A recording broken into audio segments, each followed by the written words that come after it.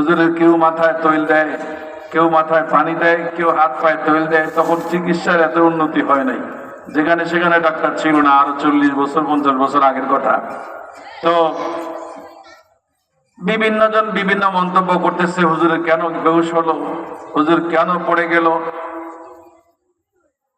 কেউ বলতে পারে না, হুজুর কোনোদিন বলে নাই। পরবর্তীতে হুজুরের পরিবারের মাধ্যমে আমরা জানলাম যে হুজুর 3 দিন পর্যন্ত না খাওয়া।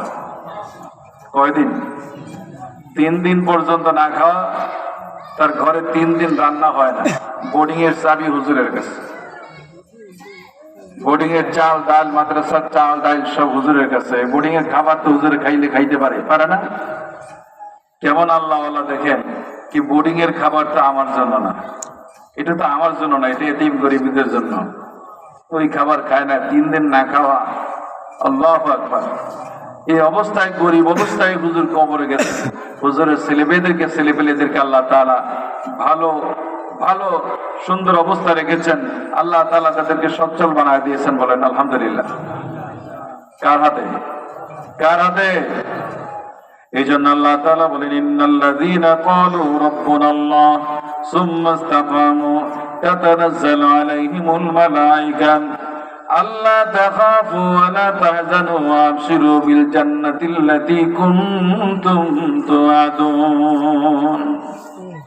এক কথায়, সহজ ভাষায় যদি বলি, আসেন আমরা আল্লাহর জন্য হয়ে যাই। আমরা আমাদের জীবনকে আল্লাহর জন্য অক্ষ করে দেই। আমাদের সকল গোটা জীবনের জিম্মাদার কে হয়ে যাবেন? কে হয়ে যাবেন? এটা আমরা সবাই বুঝি, শুধু বিশ্বাস করা বাকি।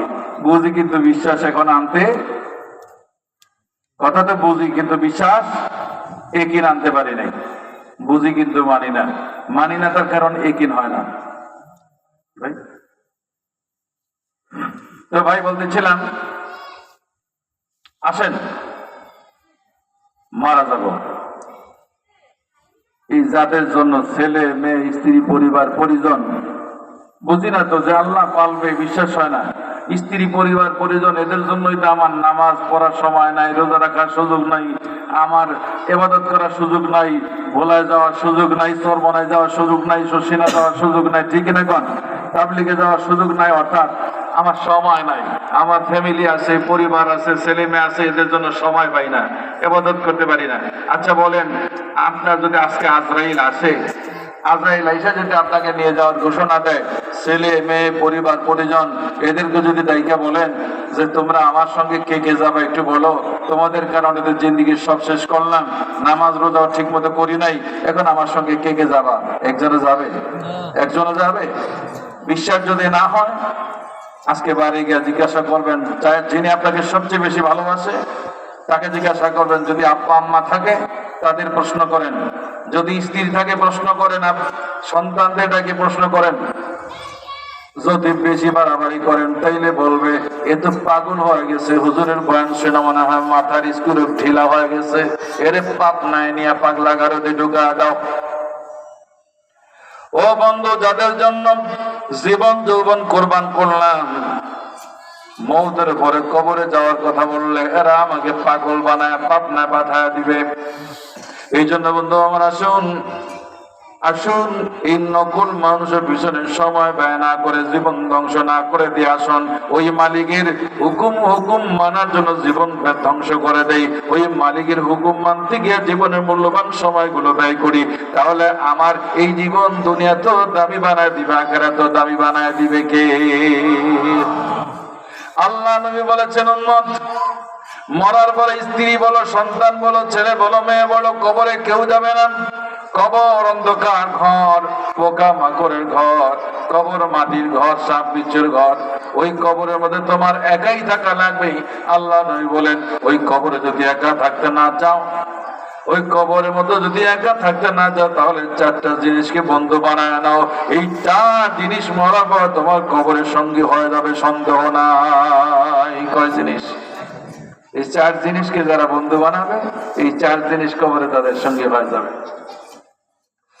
ইযা উযিয়াল মাইয়িতু ফি কবরিহি জাআল কুরআন ইনদা রাসিহি ওয়াস সালাতু আন ইয়ামিনিহি ওয়াস সিয়াবু আন শিমালিহি ওয়া সাইরিল হাসানাতু ইনদা রিজলিহি। আল্লাহ নবী বলেন, যখন কোন ইমানদার, কোন দিনদার, কোন আল্লাহওয়ালা মানুষকে কবরের মধ্যে রাখা হবে, কবরের মধ্যে রাখার পর 1 নম্বরে মাথার কাছে আল্লাহর কোরআন হাজির হয়ে যাবে। 1 নম্বরে মাথার কাছে কি আসবে? জোরে কোন কি আসবে? মাথার কাছে আল্লাহর কোরআন হাজির হয়ে যাবে। কোরআন আল্লাহ তাআলা কোরআনের শুরুতে নয়, কোরআনকে আল্লাহ তাআলা মানুষের সুরত দান করবেন। আর সেই মানুষ হবে নূরের চেহারাওয়ালা মানুষ, নুরানি মানুষ, যার চেহারার মধ্যে নূর চমকাবে। এই নূরের সুদর্শন মানুষ বলে আল্লাহ কবরে আপনার মাথার কাছে জমা করে দিবেন। 2 নম্বরে আপনার ডান পাশে আল্লাহ তাআলা আপনার নামাজগুলোকে নূরের সুরত দান করে ডান পাশে বসায় দিবেন। 3 নম্বরে আপনার জীবনের রোজাগুলোকে নূরের সুরত দান করে বাম পাশে বসায় দিবেন। 4 নম্বরে আপনি জীবনে যত দান সদকা করেছেন, জীবনে যত আমলগুলো করেছেন, বাকি আমলগুলোকে আল্লাহ নূরের সুরত দান করে আপনার কবরে পায়ের কাছে বসায় দিবে। হাসরের ময়দানে যখন উঠবেন, হাসরের ময়দানে আমলগুলো তাকে পাহারা দিয়ে হাসরের ময়দানে নিয়ে যাবেন। আল্লাহর সুপ্রিম কোর্টে যখন বিচার শুরু হয়ে যাবে, নিজের চলার পথে যদি কোনো ভুল ভ্রান্তি হয়, চলার পথে যদি কোনো অন্যায় হয়, গুনাহ হয়, পাপ হয়, আমলনামা বিচার করলে যখন ধরা পড়ে যাবে, আল্লাহর কোরআন আল্লাহর সুপ্রিম কোর্টে তারা ওকালতি করবে। আর রমজান মাসে রোজা ওকালতি করবে, ও আল্লাহ আমি কোরআন তোমার বান্দার জন্য সুপারিশ করলাম, তোমার বান্দাকে মাফ করে দাও।